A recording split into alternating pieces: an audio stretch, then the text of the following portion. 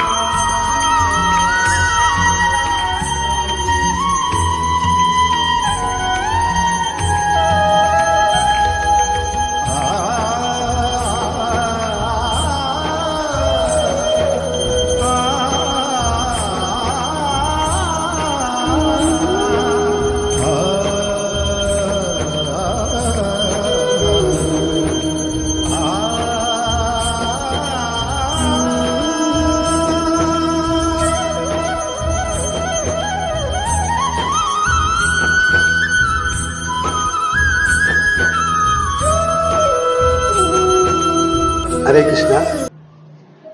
ನಿಮ್ಮೆಲ್ಲರಿಗೂ ಸ್ವಾಗತ ಮತ್ತು ಧನ್ಯವಾದಗಳು. ತಾವಿಲ್ಲಿ ಬಂದು ಈ ಕಾರ್ಯಕ್ರಮನ ಯಶಸ್ವಿ ಮಾಡ್ತಾ ಇದ್ದೀರಾ. ಈ ಚಿತ್ರದ ಹೆಸರು ಹೇ ಕೃಷ್ಣ, ಶ್ರೀ ವಿಷ್ಣು ಫಿಲಮ್ಸ್ ವತಿಯಿಂದ ಮಾಡ್ತಾ ಇದ್ದೀವಿ. ಇದು ನನ್ನ ಹೆಸರು ವೇಣುವರ್ಧನ ಗೋಪಾಲ್ ದಾಸ್. ಈ ಚಿತ್ರದ ಕತೆ, ನಿರ್ದೇಶನ ಮತ್ತು ನಿರ್ಮಾಪಕನಾಗಿ ಇದು ನಾನು 1995ರಲ್ಲಿ ಇನ್ನೂ ಮದುವೆ ಆಗಿರಲಿಲ್ಲ, ಬ್ರಹ್ಮಚಾರಿ. ಆಗ ಇಸ್ಕಾನ್ಗೆ ಇನ್ನೂ ಮೇನ್ ದೇವಸ್ಥಾನ ಇನ್ನೂ ಉದ್ಘಾಟನೆ ಆಗಿರಲಿಲ್ಲ, ಇನ್ನು ಶೆಡ್ಡಲ್ಲಿದ್ವಿ ನಾವು. ಸೊ ಆವಾಗ ಸೇವೆ ಮಾಡೋದಕ್ಕೆ ಪ್ರಾರಂಭ ಆಗಿ ಇಲ್ಲಿವರೆಗೂ ಬರ್ತಾ ಇದ್ದೀನಿ. ಇದು ಇಸ್ಕಾನ್ ಚಿತ್ರ ಅಲ್ಲ, ಇಸ್ಕಾನ್ ದೇವಸ್ಥಾನದಿಂದ ಮಾಡ್ತಿಲ್ಲ, ನನ್ನ ವೈಯಕ್ತಿಕವಾಗಿ ಮಾಡ್ತಾಯಿದ್ದೀನಿ. ಉದ್ದೇಶ ಏನಂದರೆ, ನಾವು ನಮ್ಮದು ಇಸ್ಕಾನ್ ದೇವಸ್ಥಾನದಲ್ಲಿ ಎಲ್ಲ ಸೇವೆ ಮಾಡ್ತೀವಿ ನಾವು. ಅಂದರೆ ಪೂಜಾರಿ ಆಗಲಿ, ಅಡುಗೆ ಮಾಡೋದಾಗಲಿ, ಯಾವುದೇ ಒಂದು ಡಿಪಾರ್ಟ್ಮೆಂಟ್ ನಮಗೇನು ವಿದ್ಯೆ ಇದೆಯೋ ಅದನ್ನು ಬೆಳಗ್ಗೆ 4:15ಯಿಂದ 9:30 ತನಕ ದಿನನಿತ್ಯದ ಕಾರ್ಯಕ್ರಮ ಇರುತ್ತೆ. 3:45ಗೆ ಎದ್ದು ಸ್ನಾನ ಮಾಡಿ, ಅದಾದಮೇಲೆ 10 ಗಂಟೆ ಬ್ರೇಕ್ಫಾಸ್ಟ್ ಆದಮೇಲೆ ನಮಗೆ ನಮ್ಮ ಶಕ್ತಾನುಸಾರ ನಮ್ಮ ವಿದ್ಯಾಭ್ಯಾಸ ಏನಿದೆಯೋ ಅದ್ರ ತಕ್ಕ ಹಾಗೆ ಸೇವೆ ಮಾಡ್ತೀವಿ ದೇವಸ್ಥಾನದಲ್ಲಿ. ಸೊ ಆ ರೀತಿ ನಾವು ಪ್ರಚಾರ ಮಾಡೋದು, ಅಕ್ಷಯ ಪಾತ್ರದಲ್ಲಿ ಮಾಡಿದ್ದೀನಿ, ಎಲ್ಲ ಕಡೆ ಮಾಡ್ತೀನಿ. ತುಂಬ ಜನರಿಗೆ ನಾನು ಹೋಗಿ ಪರ್ಸ್ನಲ್ಲಾಗಿ ಭಗವದ್ಗೀತೆ ಸಾರನ 3 ಅವರ್ ಎಕ್ಸ್ಪ್ಲೈನ್ ಮಾಡ್ತೀನಿ. ಅಂದರೆ ಯಾರಿಗೆ ಆಸಕ್ತಿ ಇದೆಯೋ ಅವರು ಅಪಾಯಿಂಟ್ಮೆಂಟ್ ಕೊಡ್ತಿದ್ರು, ಲೊಕೇಶನ್ ಕೊಡ್ತಿದ್ರು. ನಾನೇ ಹೋಗಿ ದೇವಸ್ಥಾನ ವತಿಯಿಂದ ಹೋಗಿ ಅವ್ರಿಗೆ 3 ಅವರಲ್ಲಿ ಭಗವದ್ಗೀತೆ ಸಾರಾಂಶವನ್ನು ಹೇಳ್ತಿದ್ದೆ. ಆಮೇಲೆ ಅವ್ರೇನಾದ್ರು ಪ್ರಶ್ನೆಗಳಿದ್ದರೆ ಕೇಳ್ತಿದ್ರು ಭಗವದ್ಗೀತೆಗೆ, ಅದೆಲ್ಲ ಆನ್ಸರ್ ಈ ಥರ 3-4 ಅವರ್ಸ್ ಆ ಥರ 2 ಫ್ಯಾಮಿಲಿ ಅಥವಾ 2 ಮೀಟಿಂಗ್ ಮಾಡೋಕ್ಕಾಗ್ತಿತ್ತು.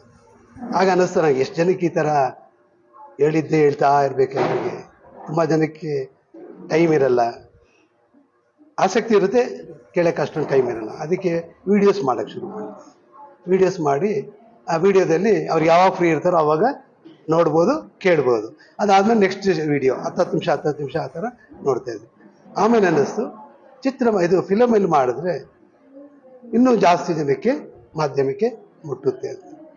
ಅದರ ಪ್ರಯುಕ್ತವಾಗಿ ಈ ಹೇ ಕೃಷ್ಣ ಅನ್ನೋದು ಚಿತ್ರ ಮೂಡಿ ಬರ್ತಾ ಇದೆ. ಆದರೆ ಬರೀ ಭಗವದ್ಗೀತೆ ಅಂದರೆ ಯಾರು ಜನರು ಬರಲ್ಲ. ಅದಕ್ಕೆ ಈ ಚಿತ್ರದಲ್ಲಿ ಸಸ್ಪೆನ್ಸ್ ಥ್ರಿಲ್ಲರು ಇದೆ. ಯಾವ ರೀತಿ ಅಂದರೆ ದೃಶ್ಯಂ ಥರನೇ ಫಸ್ಟ್ ಸೀನಿಂದ ಹಿಡಿದು ಕೊನೆ ಸೀನ್ ತನಕ ಕುತೂಹಲ ಇರುತ್ತೆ, ಜಸ್ಟ್ ಟರ್ನ್ ಇರುತ್ತೆ.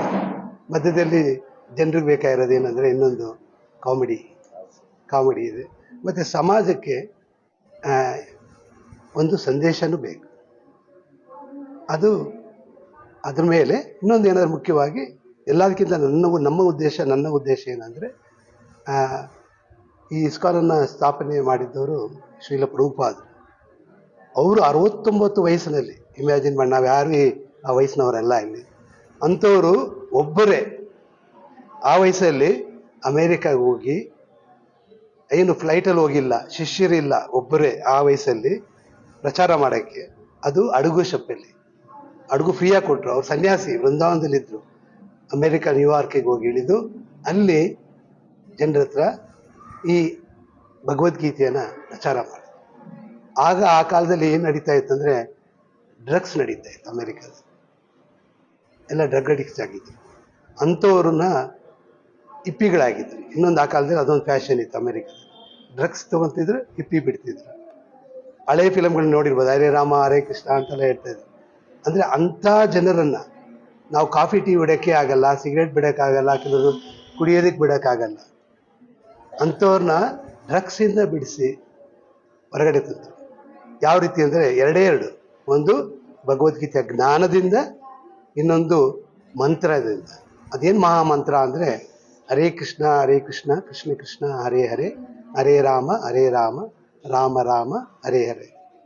ಈ ಮಂತ್ರಕ್ಕೆ ಶಕ್ತಿ ಇದೆ. ಜ್ಞಾನ ಹೊಂದಿದ್ರೂ ಸಾಲದು. ತುಂಬ ಜನಕ್ಕೆ ಜ್ಞಾನ ಇದೆ, ಆದರೆ ಜ್ಞಾನನ ಅಳವಡಿಸೋದಕ್ಕೆ ಶಕ್ತಿ ಬೇಕು, ವಿಲ್ ಪವರ್ ಬೇಕು. ಆದರೆ ಕೆಲವರಿಗೆ ವಿಲ್ ಪವರ್ ಇರುತ್ತೆ, ಕೆಲವ್ರಿಗೆ ವಿಲ್ ಪವರ್ ಇರಲ್ಲ. ಅಂಥವ್ರಿಗೆ ಈ ಹರೇ ಕೃಷ್ಣ ಮಹಾಮಂತ್ರದಿಂದ ಪವರ್ ಬರುತ್ತೆ. ವಿಲ್ ಪವರ್ ಇಲ್ಲದೆ ಇರೋರು ಸಹ ಇದರಿಂದ ಹೊರಗಡೆ ಬರ್ಬೋದು. ಇಮ್ಯಾಜಿನ್ ಮಾಡಿ, ಈಗ ಅವರು ಡ್ರಗ್ಸ್ ತಗೊಳ್ತಾ ಇದ್ದವರು, ಈಗ ಅವರು ಬೆಳಗ್ಗೆ 3:45 ಎದ್ದು ಸ್ನಾನ ಮಾಡಿ 4:15 ಅಟೆಂಡ್ ಮಾಡ್ತಾರೆ ಆರತಿ, 2 ಅವರ್ ಜಪ ಮಾಡ್ತಾರೆ, ಭಗವದ್ಗೀತೆ ಭಾಗವತ ಓದ್ತಾರೆ. ಆ ಶ್ಲೋಕಗಳು ಅವ್ರಿಗೆ ಕಷ್ಟ ಆದರೂ ನಮ್ಮ ಸಂಸ್ಕೃತ ಶ್ಲೋಕಗಳು ಬಯಾಟ್ ಮಾಡಿದ್ದಾರೆ, ಅರ್ಥ ಮಾಡ್ಕೊಂಡಿದ್ದಾರೆ, ಅವ್ರ ಜೀವನದಲ್ಲಿ ಅಳವಡಿಸ್ಕೊಂಡಿದ್ದಾರೆ. ಏನೇನು ಮಾಡಲ್ಲ ಅಂದರೆ, ಕಾಫಿ ಟೀನು ಕುಡಿಯಲ್ಲ, ಸಿಗರೇಟು ಆಲ್ಕೋಹಾಲ್ ಅಲ್ಲ, ಕಾಫಿ ಟೀ ಸಹ ಕುಡಿಯೋದಿಲ್ಲ. ಆಮೇಲೆ ಮಾಂಸ, ಮೊಟ್ಟೆ, ಈರುಳ್ಳಿ, ಬೆಳ್ಳುಳ್ಳಿನೂ ತಿನ್ನೋದಿಲ್ಲ, ಜೂಜ್ ಆಡೋದಿಲ್ಲ. ಈ ರೀತಿ 4 ನಿಯಮಗಳನ್ನು ಕೊಟ್ಟಿದ್ದರು. ಪ್ರಭುಪಾದ ಫಸ್ಟ್ ಅಮೇರಿಕಾದಲ್ಲಿ ನ್ಯೂಯಾರ್ಕಲ್ಲಿ ಇಸ್ಕಾನ್ ಅಂತ ಸ್ಥಾಪನೆ ಮಾಡಿದ್ರು, ರಿಜಿಸ್ಟ್ರೇಷನ್ ಮಾಡಿದ್ರು. ಅದಕ್ಕೆ ಅಡ್ವೊಕೇಟ್ ಹೇಳ್ತಾರೆ, ಇದ್ದದ್ದು ರೂಲ್ಸ್ ಆ್ಯಂಡ್ ರೆಗ್ಯುಲೇಷನ್ ಏನು ಅಂತ. ಸೇರ್ಬೇಕಾದ್ರೆ ಏನು ರೂಲ್ಸ್ ರೆಗ್ಯುಲೇಷನ್? ಅವಾಗ ಹೇಳಿದ್ರು 2 ಅವರ್ ಜಪ ಮಾಡಬೇಕು, ಪರಸ್ತ್ರೀಯ ಸಂಬಂಧ ಇರಬಾರ್ದು, ಇಂಟಾಕ್ಸಿಕೇಶನ್ ಅಂದರೆ ಕುಡಿಯೋದು, ಸಿಗರೇಟು, ತಂಬಾಕು, ಎಲೆ ಅಡಿಕೆ ಮತ್ತು ಕಾಫಿ ಟೀನು ಸಹ ಬಿಡಬೇಕು, ಮತ್ತು ಈರುಳ್ಳಿ ಬೆಳ್ಳುಳ್ಳಿ ಸಸ್ಯಾಹಾರಿ ಇರಬೇಕು, ಜೂಜಾಡಬಾರ್ದು, ಮತ್ತು ಪರಸ್ತ್ರೀ. 4 ನಿಯಮಗಳು. ಅವ್ರು ಹೇಳಿದ್ರು, ಅಡ್ವೊಕೇಟ್ ಅಲ್ಲ, ಅಮೇರಿಕನ್ ಅವರು, ಸರ್ ಇದನ್ನು ಇಟ್ಟರೆ ನಿಮಗೆ ಯಾರು ಮೆಂಬರ್ ಬರಲ್ಲ, ನಿಮಗೆ ಸೇರಲ್ಲ. ಯಾಕಂದರೆ ಅಮೇರಿಕಾದಲ್ಲಿ ಇದೆಲ್ಲ ಸರ್ವೇ ಸಾಮಾನ್ಯ. ನೀವು ಹೇಳ್ತಿರೋದು ಎಷ್ಟು ಕಠಿಣವಾದ ಹೇಳ್ತಿರೋದು, ನಿಮ್ಮ ಮೆಂಬರ್ ಆಗಲ್ಲ. ಅದಕ್ಕೆ ಒಂದು ಕೆಲಸ ಮಾಡಿ, ಇದನ್ನೆಲ್ಲ ಕಟ್ ಮಾಡಿಬಿಡಿ. ಕಟ್ ಮಾಡಿದ್ರೆ ನಿಮಗೆ ನೋಡಿ, ನೀವು ಅಮೇರಿಕಾದಲ್ಲಿ ಫೇಮಸ್ ಆಗಿಬಿಡ್ತೀರ, ಎಷ್ಟೋ ಜನ ಬಂದು ಸೇರ್ತಾರೆ. ಇದೆಲ್ಲ ಇಟ್ಟರೆ ನನ್ನ ಪ್ರಕಾರ ನೀವು ಕ್ಲೋಸ್ ಮಾಡಬೇಕು ಟ್ರಸ್ಟ್ ಇದನ್ನು. ಅದಕ್ಕೆ ಅವ್ರ ಗುರುಗಳು ಹೇಳಿದ್ರು, ಜನರಿಗೆ ಅನುಗುಣವಾಗಿ ನಾವು ಶಾಸ್ತ್ರವನ್ನು ಚೇಂಜ್ ಮಾಡೋಕ್ಕಾಗಲ್ಲ. ಶಾಸ್ತ್ರದಲ್ಲಿ ಏನಿದೆಯೋ ಅದನ್ನು ಹೇಳ್ಬೇಕು. ಇವಾಗ ಡಾಕ್ಟ್ರು ಏನು ಹೇಳಿದಾರೋ ಅದನ್ನೇ ಮೆಡಿಕಲ್ ಸ್ಟೋರ್ ಅವರು ನರ್ಸುಗಳು ಕೊಡಬೇಕು. ಅವ್ರು ಇಷ್ಟದಂಗೆ ಅವ್ರು ವ್ಯಾಪಾರ ಆಗಲ್ಲ, ಇನ್ನೂ ಏನೋ ಕೊಟ್ಟರೆ ಆ ಔಷಧಿ ಕೆಲಸ ಮಾಡಲ್ಲ, ಇನ್ನು ವಿರುದ್ಧ ಆಗ್ಬಿಡುತ್ತೆ. ನನಗೆ 1000 ಲಕ್ಷ ನಕ್ಷತ್ರಗಳಿಗಿಂತ ಒಂದು ಚಂದ್ರ ಸಾಕು. ಒಬ್ಬ ಭಕ್ತನಾದರೆ ಸಾಕು, ನಾನು ಚೇಂಜ್ ಮಾಡಲ್ಲ. ಇದ್ದಿದ್ದು ಇದ್ದಂಗೆ ಭಗವದ್ಗೀತೆಯನ್ನು ಅದಕ್ಕೆ ಯಥಾರೂಪ ಹೇಳಿದ್ದಾರೆ.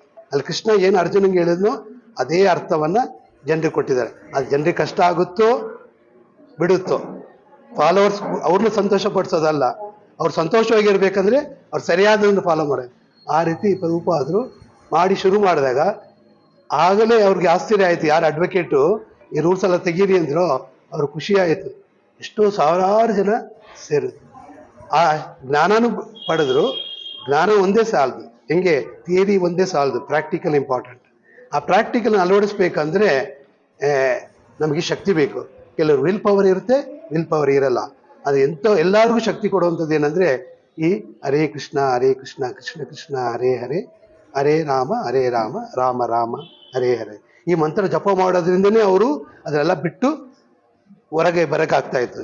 ಅವ್ರೇನಾದ್ರು ಇವತ್ತು ಮತ್ತೆ ಅವರು ಅದು ನಿಲ್ಲಿಸ್ಬಿಡ್ಲಿ, ಹರೇ ಕೃಷ್ಣ ಮಂತ್ರ ಜಪ ಮಾಡೋದು, ಮತ್ತೆ ಹಳೆ ಅಭ್ಯಾಸ ಕೊಟ್ಟು. ಅಂದರೆ ಅವ್ರು ಹೊರಗಡೆ ಬಂದಿರೋದು ಅವರ ಶಕ್ತಿ ಮಾತ್ರ ಅಲ್ಲ, ಭಗವಂತನ ನಾಮಸ್ಮರಣೆ ಅಂತಾನೆ. ಅದನ್ನೇ ನಮ್ಮ ಕರ್ನಾಟಕದಲ್ಲಿ ಸಹ ಪುರಂದರದಾಸರು, ಕನಕದಾಸರು ಇವರೆಲ್ಲರೂ ಸಾರಿರೋದೇ. ಕಲಿಯುಗದಲ್ಲಿ ನಾಮ ಸಂಕೀರ್ತನೆ, ಸತ್ಯಯುಗದಲ್ಲಿ ತಪಸ್ ಮಾಡ್ತಿದ್ರು, ತ್ರೇತಾಯುಗದಲ್ಲಿ ಯಾಗಯಜ್ಞ ಮಾಡ್ತಿದ್ರು, ದ್ವಾಪರದಲ್ಲಿ ಮೂರ್ತಿ ಆರಾಧನೆ ಮಾಡ್ತಾ ಇದ್ರು. ಆದರೆ ಕಲಿಯುಗದಲ್ಲಿ ಇದೆಲ್ಲ ನಾವು ಮಾಡೋಕ್ಕಾಗಲ್ಲ. ಆದರೆ ನಾವು ಸುಲಭವಾಗಿ ಪ್ರತಿಯೊಬ್ಬರು ಮಾಡ್ಬೋದೇ ಜಪ, ಸಂಕೀರ್ತನೆ. ಸಂಕೀರ್ತನೆ ಅಂದರೆ ಸಾಮೂಹಿಕವಾಗಿ ಆಡೋದು, ಕೀರ್ತನೆ ಅಂದರೆ ನಾವು ಒಬ್ಬರೇ ಆಡ್ಕೊಳ್ಳೋದು, ಜಪ ಅಂದರೆ ನಮಗೆ ಮಾತ್ರ ಕೇಳಿಸ್ಕೊಳ್ಳೋಷ್ಟು ಹೇಳೋದು. ಸೊ ಈ ಹರೇ ಕೃಷ್ಣ ಮಂತ್ರವನ್ನು ಜಪಾನೂ ಮಾಡ್ತೀವಿ, ಕೀರ್ತನೆ ಮಾಡ್ತೀವಿ. ಇದರಿಂದ ಈ ಭಗವದ್ಗೀತೆ ಸಂದೇಶನ ತುಂಬ ಜನ ಪುಸ್ತಕ ತೊಗೊಂಡಿದ್ದಾರೆ. ಭಗವದ್ಗೀತೆ ತುಂಬ ಜನ, ಲಕ್ಷಾಂತರ ಜನ ಮನೆಗಳಲ್ಲಿ ಇದೆ. ಆದರೆ ಕೇಳಿದರೆ ನಿಮ್ಮಲ್ಲಿ ಭಗವದ್ಗೀತೆಯ ಇದೆ ಅಂದರೆ ಇದೆ ಅಂತಾರೆ. ಆದರೆ ಓದಿದ್ದೀರಾ? ಇಲ್ಲ ಅಂತಾರೆ. ಓದಿದ್ವಿ, 1-2 ಚಾಪ್ಟರ್ ಓದಿದ್ವಿ, ಆಮೇಲೆ ಅರ್ಥ ಆಗಿಲ್ಲ, ನಿಲ್ಲಿಸ್ಬಿಟ್ವಿ. ಆದರೆ ಈ ಚಿತ್ರದಲ್ಲಿ ಏನಾಗುತ್ತೆ ಅಂದರೆ, ನೀವು ಫಿಲಮ್ ನೋಡ್ಕೊಂಡು ಥಿಯೇಟ್ರಿಂದ ಆಚೆ ಬಂದರೆ ನಿಮಗೆ ಸಸ್ಪೆನ್ಸ್ ಥ್ರಿಲ್ಲರು ಸಿಗುತ್ತೆ, ಕಾಮಿಡಿನೂ ಇರುತ್ತೆ. ಜೊತೆಯಲ್ಲಿ ಏನಂದರೆ ಮುಖ್ಯವಾಗಿ ಭಗವದ್ಗೀತಾ ಏನು ಅಂತ ನೀವು ನನಗೆ ಗೊತ್ತು ಅಂತ ಹೇಳ್ಬೋದು. ಯಾಕಂದರೆ ಯಾವ ರೀತಿ ನಾವು 2 hours ಫಿಲಮ್ನ 20 ನಿಮಿಷ ನಮ್ಮ ಫ್ರೆಂಡಿಗೆ ಕತೆ ಹೇಳ್ಬೋದು, ಅದೇ ಥರ ಈ ಚಿತ್ರದಲ್ಲಿ ಏನು ಮಾಡ್ತಾ ಇದ್ವಿ, ಭಗವದ್ಗೀತೆ ಸಾರವನ್ನು ಜನರಿಗೆ ಅರ್ಥ ಆಗೋ ರೀತಿಯಲ್ಲಿ ಎಕ್ಸ್ಪ್ಲೇನ್ ಮಾಡ್ತಾ ಇದ್ವಿ. ಇದು ಚಿತ್ರದ ಉದ್ದೇಶ. ಇದು ಕನ್ನಡದಲ್ಲಿ ಆದಮೇಲೆ ತಮಿಳು, ತೆಲುಗು, ಹಿಂದಿಯಲ್ಲೂ ಸಹ ಡಬ್ ಮಾಡಿ, ಯಾಕಂದರೆ ಎಲ್ರಿಗೂ ಇದು ತಲುಪಬೇಕು ಅನ್ನೋದು ಉದ್ದೇಶ. ಏನಾದ್ರು ಪ್ರಶ್ನೆ ಇದ್ರೆ ಕೇಳ್ಬೋದು.